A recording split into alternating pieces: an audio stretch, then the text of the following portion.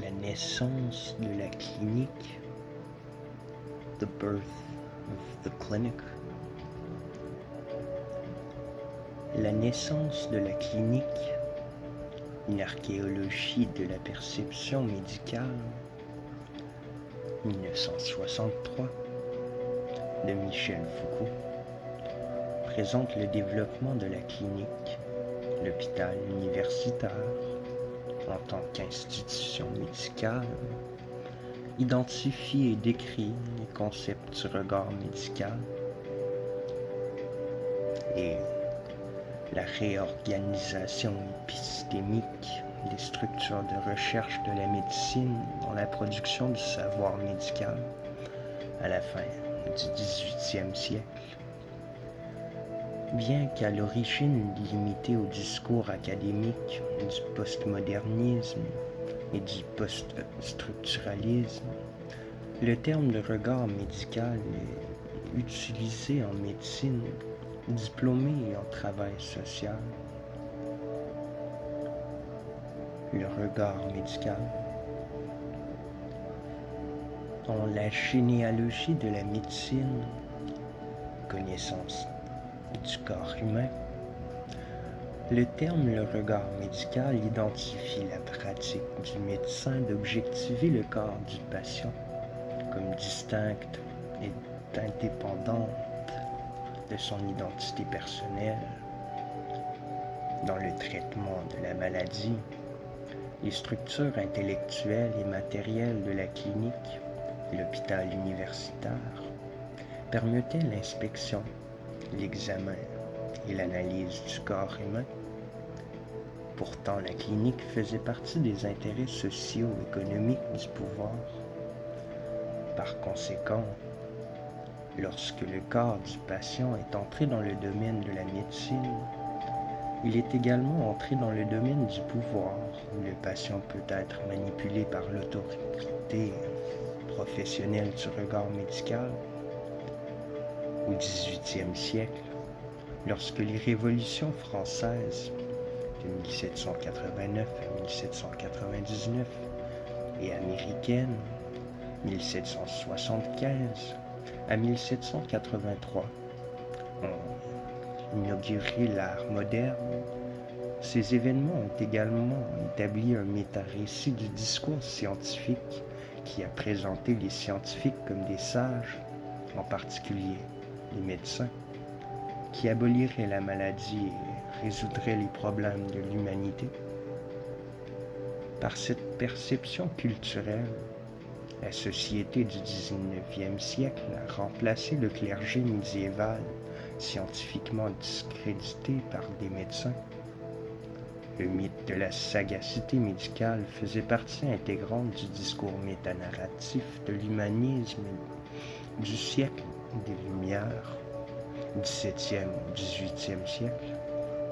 Une période historique où les gens croyaient que le corps humain était la personne.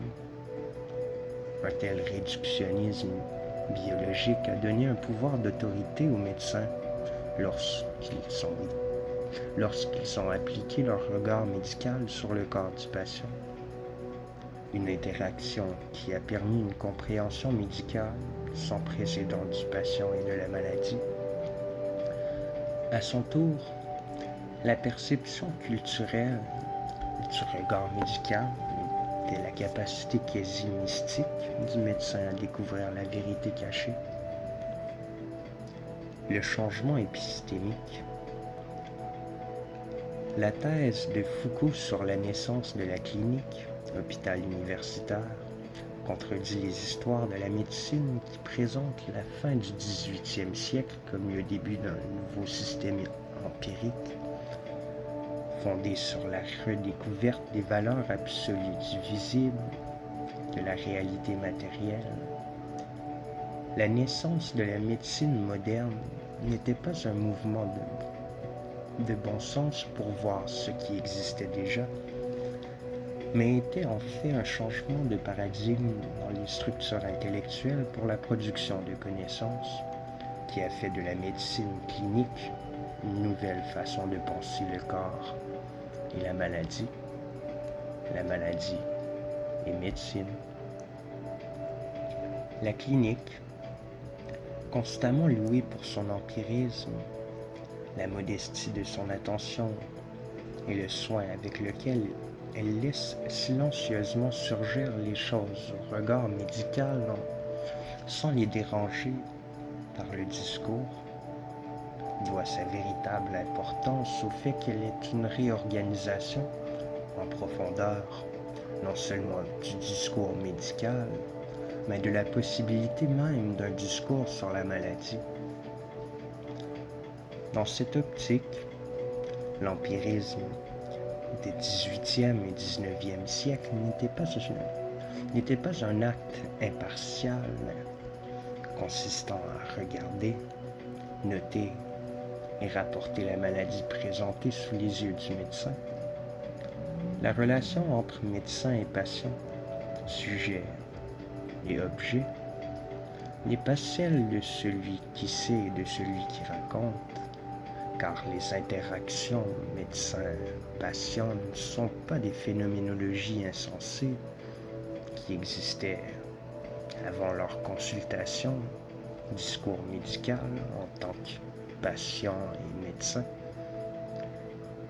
La médecine clinique est apparue comme partie de la structure intellectuelle qui définit et organise la médecine comme le domaine de son expérience et la structure de sa rationalité en tant que champ de connaissance. Ce changement épistémique a permis une nouvelle façon de penser qui a remplacé les anciens concepts scientifiques par de nouveaux concepts scientifiques.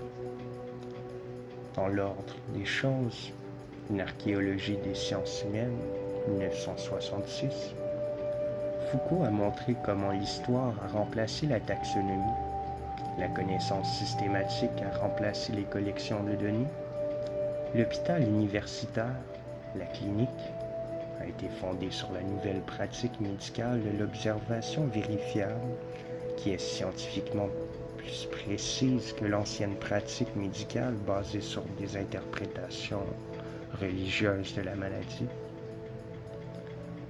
Au XVIIIe siècle, l'autorité professionnelle du médecin reposait sur sa maîtrise du savoir médical organisé de son temps. L'autorité d'un médecin du XIXe siècle dérivait de sa maîtrise de la médecine clinique vérifiable, bien qu'un médecin du XVIIIe siècle organisé de son temps,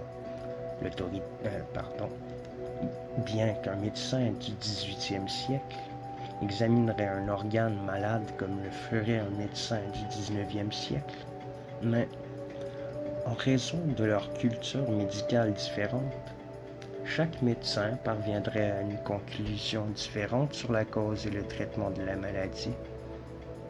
Malgré leurs différences perceptives de diagnostic, chaque rapport médical serait vrai, car chaque médecin diagnostiquerait selon le mode de pensée, l'épistémé, qui considérait comme factuel son savoir médical, organisé respectif.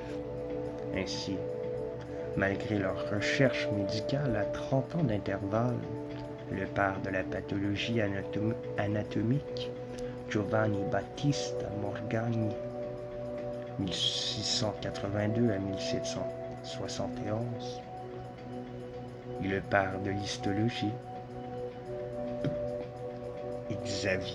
Xavier Bichat, 1771 à 1802, ne pratiquaient pas la même anatomie humaine. Voir également l'archéologie de la connaissance.